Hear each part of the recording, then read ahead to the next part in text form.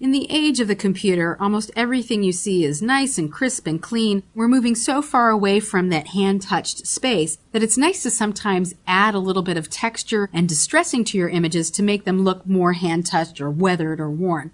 So we're going to work with some distressing techniques, and the first thing that you would do is create some texture that you can work with. Now, what I would recommend to start off, and then of course you can veer away from this and get as creative as you like, is to print out a piece of paper that has just black on it. So white piece of paper, fill the screen with black, print it off, and then fold that guy up, crinkle it, unfold it, refold it, crinkle it, step on it, scrape it against the side of the table. Just destroy that thing so that you start creating these white creases in the black ink. And then you'll scan it in and bring it into Photoshop, and it could look something similar to this. And we're going to use this texture as a way to make it look like the photograph has actually been damaged and distressed.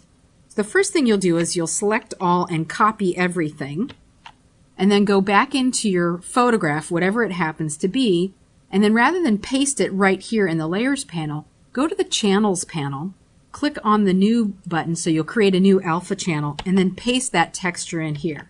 And then rather than selecting the alpha channel completely, what you'll do is put your cursor right on the thumbnail, Command or Control, click on the thumbnail, and this will pick up just the white parts of that image. Click the RGB so that you can see your photograph again, and then switch back over to the Layers panel. Now in this case, we need to do a little bit of fancy footwork. Create a new layer, and you want to make sure that your colors are set to the default. So you can press D on your keyboard or click this little icon here at the bottom of the Tools panel to make sure that you have black on top and white below. And then you're going to Command or Control click Delete, and that will fill that selection area with white. You can deselect with the Command or Control D, and then you can adjust the blending mode of these scratches to something like overlay. If needed, you could also adjust the opacity down, or you might like it really bright so it looks like it was a photograph that was actually folded up and stuck in someone's pocket or left on the garage floor for days and days or possibly even years. And then go ahead and label that layer. And you can call it whatever you like.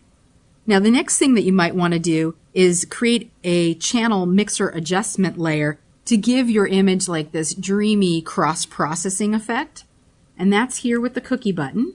Choose Channel Mixer. And then what you actually choose here is totally up to you. You'll just adjust the sliders until it looks the way you want it to. Now I'll just arbitrarily plug in some numbers that I've been playing with. So now, right now we're dealing with the red channel. You can add positive or negative numbers in here. If you're going to add a negative number, just make sure you put the minus sign before. I'm going to switch the output channel to green and plug in some more numbers.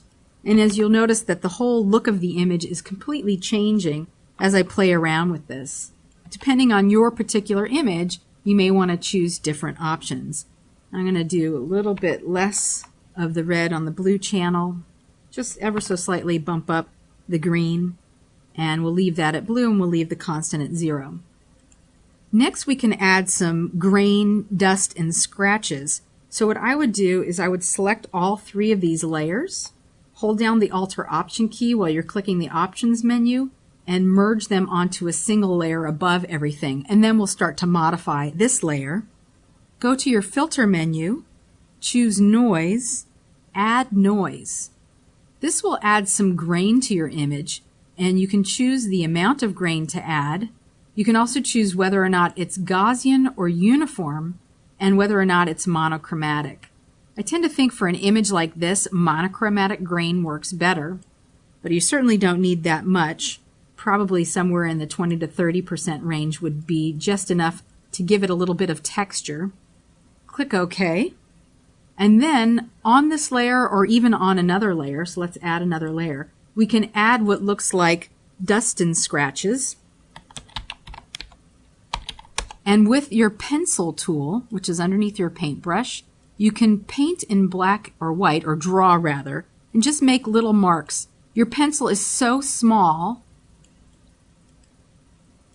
and the image large, these little marks on here will look organic if you just kind of scribble around. And I'm just rambling around the image and just adding these little marks here and there. I'm going to toggle this to white and do the same thing. Oops, didn't toggle. There we go.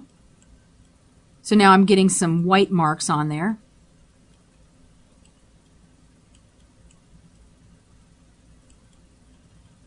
And you could do as much or as little as you want. Now, if we wanted to give this more of an old-fashioned feel, we can create a vignette. So we'll select this layer here, and we'll make an oval selection with our elliptical marquee tool, something like this. And then we'll inverse the selection so we have everything but the oval. And then we'll go to the Refine Edge button and we'll add a little bit of a feather, so that the edge around the outside is much smoother than it was before. Something like in here would work. And click OK. And now what we're going to do is we're going to copy, merge, so we can copy everything, and then we'll paste everything onto a new layer. It's still underneath the scratches layer. And for here, what we can do is add a blur. Something like a Gaussian blur would work well.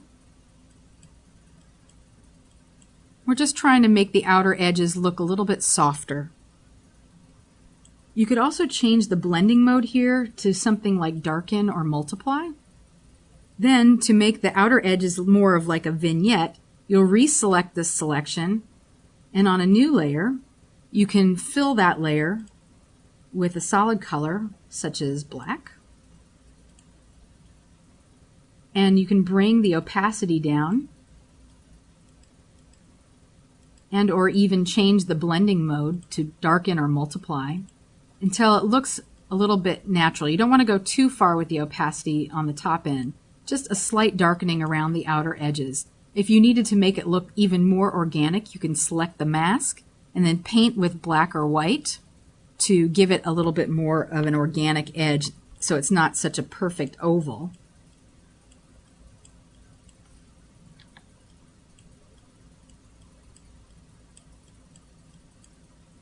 And when you're done, you can put all of the layers into a folder.